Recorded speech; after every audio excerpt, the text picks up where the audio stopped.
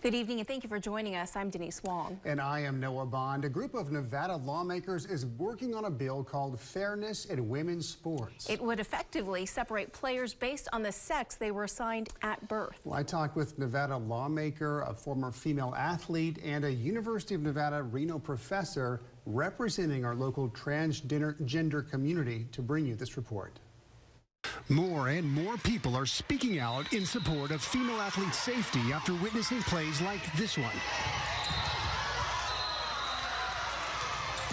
According to the co-founder of Icons, or the Independent Council on Women's Sports, Marcia Smith, you just saw a transgender volleyball player for a Washoe County high school spike the ball in a girl's face. We try to educate the public and build awareness on really the reality of how pervasive this is across all levels of sports. Some parents are outraged because they say the transgender participation position adopted April 6th of 2016 and enforced in Washoe County schools today is putting their daughters at risk of injury. Essentially, there are many parents whose daughters are competing in Washoe County volleyball right now who are outraged, don't know what to do, but are also fearful of coming forward.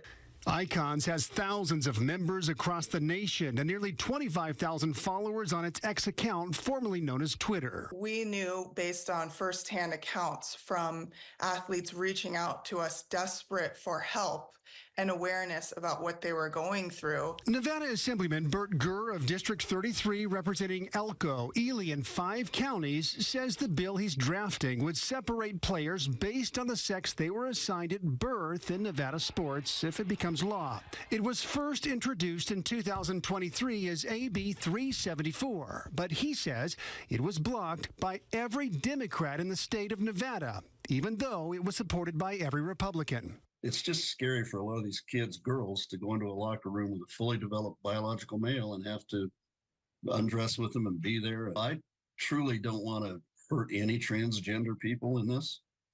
This has nothing to do with one side or the other. This has to do what's right and fair. Title IX was built so women could have their own sports.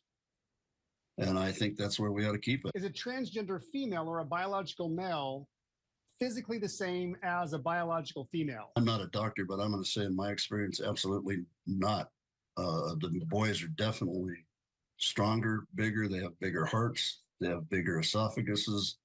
Their muscle mass is different. But Dr. Alan Ratliff, who teaches a course on gender and sexuality at the University of Nevada and empowers students to address marginalization and vulnerability, has a different opinion. What we do know from the science about transgender bodies is that once a transgender woman has been taking puberty blockers and hormones for 1 to 2 years, that her performance outcomes are pretty similar, if not the same, as cisgender women. Dr. Ratliff says looking at the world from the point of view of a transgender athlete changes everything. There's a lot of misinformation and misunderstanding about transgender people. And we know that when transgender young people are included, they're able to participate in school, participate in sports, participate in their community lives, that improves their mental health and it prevents some of the negative things that we see experienced by transgender young people.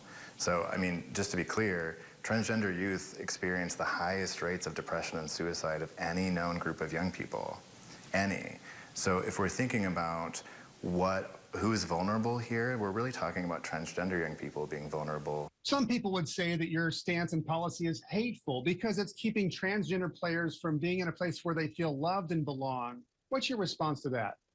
Women and girls, coaches, athletes, parents do not need to apologize in any way for defending fair treatment and fair competition for their daughters. There's nothing shameful about standing up for the rights of women and girls in sports. Breaking free of restricting stereotypes or ending unfairness in female sports, empowering transgender athletes with peers to reduce suicide rates, or endangering young female athletes like University of Nevada volleyball players are saying. 2 paths society is willing to explore and debate, but it seems only one can prevail.